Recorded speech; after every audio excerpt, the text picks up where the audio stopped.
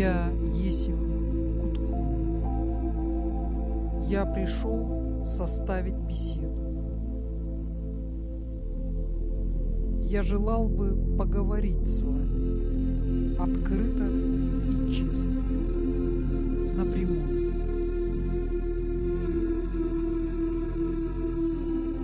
Мое сердце желает поговорить с вами о многом.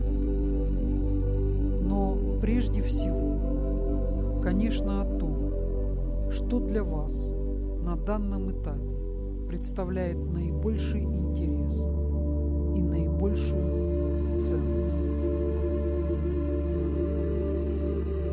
И то смятение, которое присутствует в вашем мире, конечно, в первую очередь обусловлено вами самими. Сначала вы совершаете безответственные поступки, допускаете несовершенные мысли и чувства, которые овладевают вашим существом. А потом вы очень удивляетесь следствиям, к которым приводят ваши действия, мысли и чувства.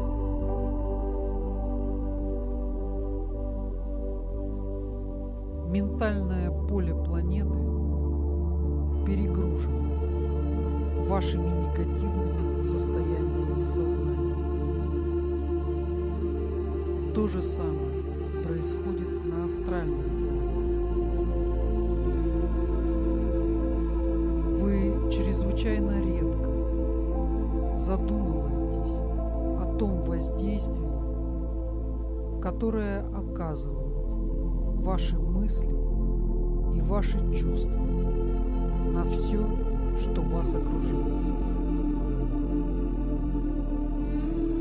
И, по сути, все негативные явления, которые присутствуют в природе, в погодных условиях, в сфере финансов, да и любых других сферах жизни на планете Земля, порождены вами самими. И спустя какое-то время ваши собственные порождения опускаются на физический план планеты Земля в виде ураганов, ливней, засухи или наводнений. Мы много раз говорили о прямой и непосредственной связи, которая существует между вашим состоянием сознания и всем, что происходит на планете Земля. Ваша забывчивость и постоянная надежда на то, что все как-то само собой обойдется, заставляет нас, вознесенных владык, сомневаться, способно ли человечество вообще слышать нас и воспринимать даваемую информацию. Казалось бы, десятки раз сказано о том, что необходимо следить за вашими мыслями и чувствами. Необходимо уделять внимание анализу всего, что с вами происходит в течение дня. Более явных знаков на физическом плане просто невозможно предусмотреть. И следующим шагом, который предстоит, будет катастрофа такого масштаба, о которой вы догадываетесь, но боитесь даже думать на эту тему. Зачем вы читаете наши послания, если вы не действуете в жизни в соответствии с нашими указаниями и просьбами? Человечество, похоже, вошло в ту стадию своего развития, когда уже не способно адекватно реагировать на информацию. Лично я в своих диктовках много раз говорил о том, что вы страдаете от переизбытка информации. Вы до такой степени перегружаете свой ум различными новостями и информацией, которая поступает к вам из разных источников, что вы становитесь неспособными не только различить истинную информацию от ложной, но вы уже не реагируете ни на какую информацию. Вы просто пропускаете ее мимо ушей. И все, что втекает в ваше сознание в течение дня, не задерживается там ни на минуту. Срабатывает механизм защиты.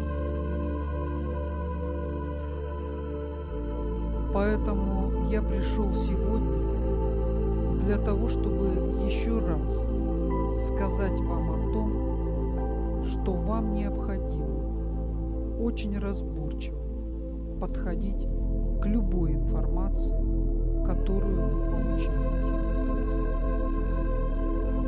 Даже тогда, когда вам кажется, что информация проходит мимо вашего сознания, она имеет способность оседать в вашем подсознании.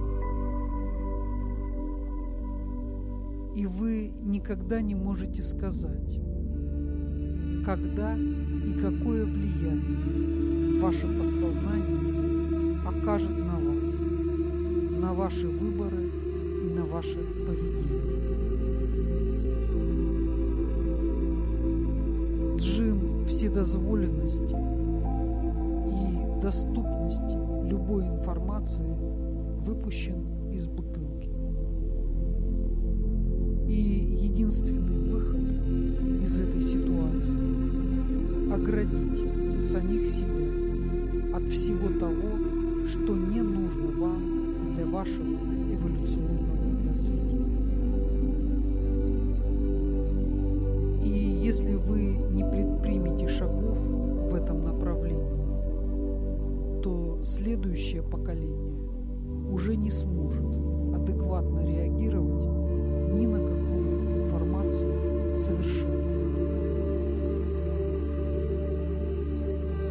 Многократное повторение действует на ваше сознание как кодирование.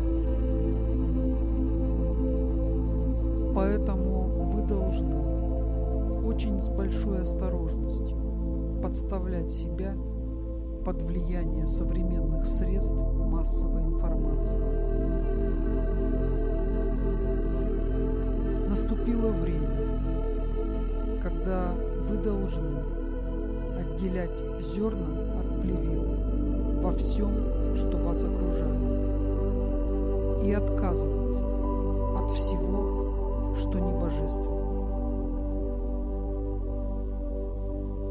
Я понимаю, что тогда, когда вы находитесь в ситуации постоянного прессинга со стороны всех современных передовых технологий, которые на полную мощность 24 часа в сутки по сотням телерадиоканалов долбит ваше сознание, вам тяжело сориентироваться и понять, как поступить в этой ситуации. Мы учим вас развлечению и правильным выборам, которые вы можете сделать. И первое и самое разумное – это ограничить влияние всех средств массовой информации на ваше сознание и подсознание. Когда этот прессинг утихнет, вы приобретете способность ориентироваться и делать развлечения. Ваше высшее Я, Бог внутри вас, не может с вами разговаривать. Вознесенные владыки не могут с вами разговаривать до тех пор, пока вы находитесь в плотном кольце из информационного мусора, который тоннами высыпается и выливается на вас в течение дня с экранов телевизоров, из радиоприемников, из газет, из интернета. У вас возникает ощущение, что вы находитесь в курсе всех последних событий в мире. Вы получаете информацию обо всех новинках во всех областях. Однако самые главные новости, которые не транслируются ни по одному вашему радио или телеканалу, недоступны для большинства населения Земли. И самая главная новость – это сигнал СОС, который посылает вам планета и все живое на планете. Вы подобны сумасшедшему капитану, который управляет кораблем в шторм. Коллективное сознание и коллективное бессознательное человечество подобно этому сумасшедшему капитану. И в любой момент корабль, ваша планета, может налететь на острые рифы и потерпеть кораблекрушение. Вы попробовали, вы вкусили всех плодов на планете Земля.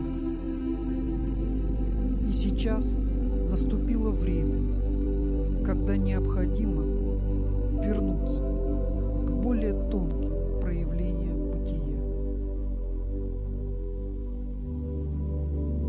Как вы можете услышать звуки музыки моего органа, на котором я играю каждую ночь в своей обители в эфирных октавах, если вы постоянно оглушаете себя всем тем, что постоянно фоном звучит из ваших громкоговорящих приборов? Послушать тишину, живые голоса природы является для вас утомительным и скучным. Вы создали искусственную цивилизацию, которая сама оторвала себя от всего, что создано Богом на планете Земля.